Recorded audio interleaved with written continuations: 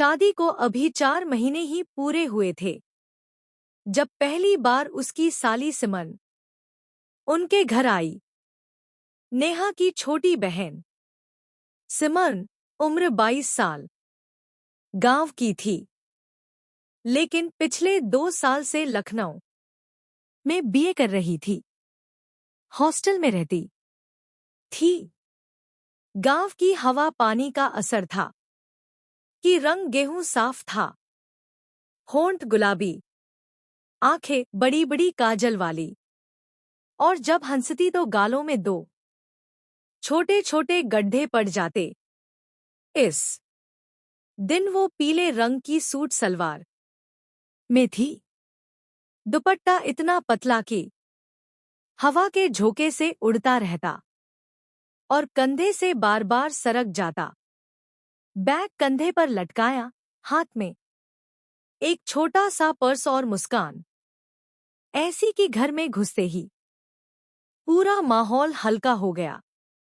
घर में उस वक्त सिर्फ रोहित और नेहा थे। मम्मी पापा और छोटा भाई शुभम किसी रिश्तेदार के यहाँ गए थे।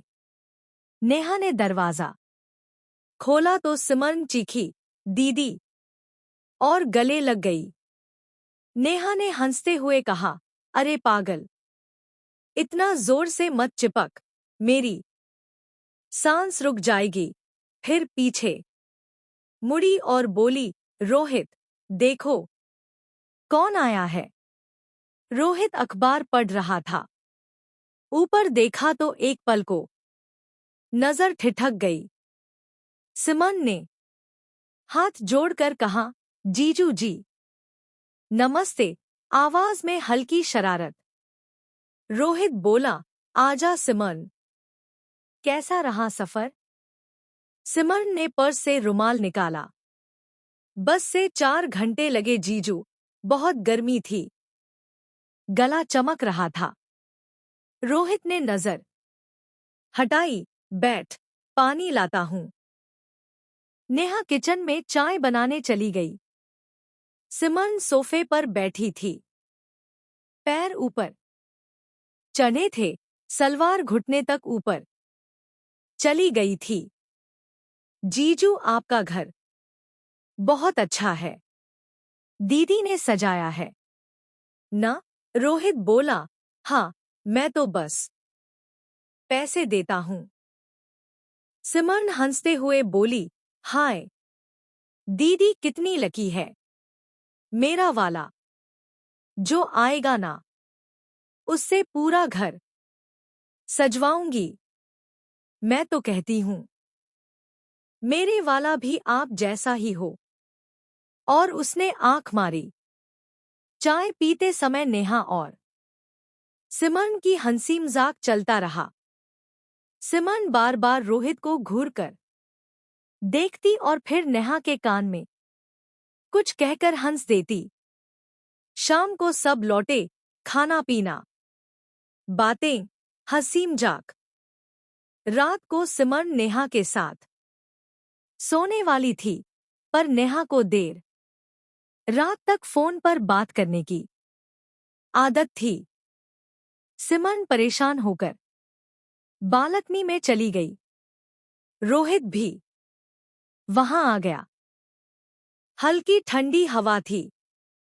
सिमरन दीवार से टेक लगाए खड़ी थी, दुपट्टा उड़ रहा था। नींद नहीं आ रही जीजू? तू भी नहीं सोई? दीदी फोन पर है, मैं बोर हो रही थी। कुछ देर चुप्पी रही। फिर सिमरन बोली, जीजू, आप दीदी से बहुत प्यार करते हो ना। रोहित हंसा, करता हूं। सिमरन धीरे से बोली, मुझे भी कोई ऐसा ही मिले। हॉस्टल में सब कहते हैं जीजा साली का रिश्ता बड़ा मजेदार होता है। आप मुझे तंग क्यों नहीं करते? रोहित बोला, तू खुद ही बहुत शरारती है। सिमरन ने होंठ बनाकर कहा, अच्छा जी, तो आज से आप मुझे तंग करो, मैं देखती हूँ कितना दम है। नेहा आ गई। बात वहीं खत्म। अगले दिन असली शरारतें शुरू हुईं। नहाकर आई तो बाल भीगे हुए, टी शर्ट और लोअर में। रोहित सोफे पर था। जीजू, मेरे बाल सुखा दो। रोहित चौंक गया। सिमरन ने तौलिया उसके हाथ में थमा दिया।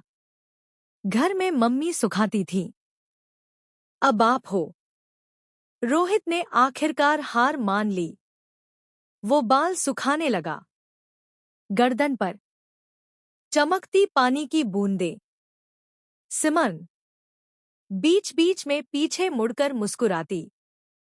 नेहा ने किचन से आवाज लगाई, नाश्ता तैयार है। सिमरन ने रोहित के कान में फुसफुसाया, दीदी को मत बताना जीजू, और हंसते हुए भाग गई।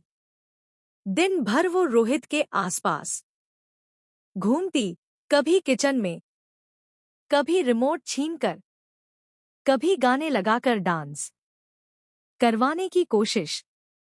शाम को फिर सब बाहर गए। घर में रोहित। सिमरन आई, जीजू लैपटॉप देना, मूवी देखते हैं। रोहित ने मूवी चला दी। सिमरन बेड पर लेट गई। जीजू यहां बैठो ना, सोफा बहुत दूर है। मूवी के बीच में उसने अचानक रोहित का हाथ पकड़ लिया। जीजू, अगर आपको गीत जैसी लड़की मिलती तो। रोहित ने हाथ नहीं छुड़ाया। मूवी खत्म होने पर उसने कहा, जीजू, मुझे नींद आ रही है, लाइट बंद कर दो। रोहित सोफे पर जाकर सो गया। 10-12 दिन ऐसे ही बीते। फिर एक रात नेहा 2 दिन के लिए बाहर थी। सिमरन रोती हुई रोहित के कमरे में आई। जीजू, मेरा बॉयफ्रेंड मुझे छोड़कर चला गया। रोहित ने उसे दिलासा दिया। सिमरन ने रोहित को अचानक गले लगा लिया। उसका सिर रोहित के सीने पर था। रोहित ने धीरे से उसे अलग किया। अब सो जा, सब ठीक हो जाएगा। अगले दिन से सिमरन बिल्कुल बदल गई। न शरारत, न हंसी, एकदम शांत। रोहित को बुरा लगा। उसने सिमरन को बालकनी में बुलाया। जो हुआ सो हुआ। वो लड़का तेरे लायक नहीं था। सिमरन बोली, जीजू माफ कर दो, मैंने बहुत गलत किया। मेरे पास कोई नहीं था बात करने वाला। रोहित ने सिर पर हाथ रखा। कोई बात नहीं, अब मुस्कुरा। सिमरन मुस्कुराई। उस दिन से उनके बीच एक साफ सुथरी दोस्ती बन गई। कुछ दिन बाद सिमरन हॉस्टल वापस चली गई। जाते समय रोहित ने उसे गले लगाकर कहा, पढ़ाई पर ध्यान देना। कोई भी परेशानी हो तो मुझे फोन करना। महीनों तक बातें होती रहीं। सिमरन ने खुद को संभाल लिया। 1 साल बाद सिमरन की शादी तय हुई। लड़का कनाडा में था। सिमरन ने रोहित से बात की। रोहित ने समझाया, माँ बाप बुरा नहीं सोचते, तू जहां जाएगी खुश रहेगी। शादी के दिन सिमरन दुल्हन बनी। बहुत सुंदर। विदाई के वक्त वो रोहित से लिपटकर बोली, रोहित, तुम्हारी वजह से मैं सही रास्ते पर चल सकी। मैं हमेशा तुम्हारी छोटी बहन की तरह रहूंगी। सिमरन कनाडा चली गई। 2 साल बाद उसने अपनी बेटी की फोटो भेजी। नेहा और रोहित खुश हुए। 5 साल बाद सिमरन अपनी बेटी रूही के साथ इंडिया आई। एयरपोर्ट पर रोहित लेने गया। सिमरन अब परिपक्व थी लेकिन आंखों में वही चमक। रोहित, तू बिल्कुल नहीं बदला। अभी भी हैंडसम है, रोहित हंसा। और तू अभी भी उतनी ही पागल। रूही ने पूछा, मम्मा ये अंकल कौन है? सिमरन बोली, ये तेरे मामू हैं और मेरे सबसे अच्छे दोस्त। घर में सब फिर मिले, हंसे, रोए, यादें ताज़ा की।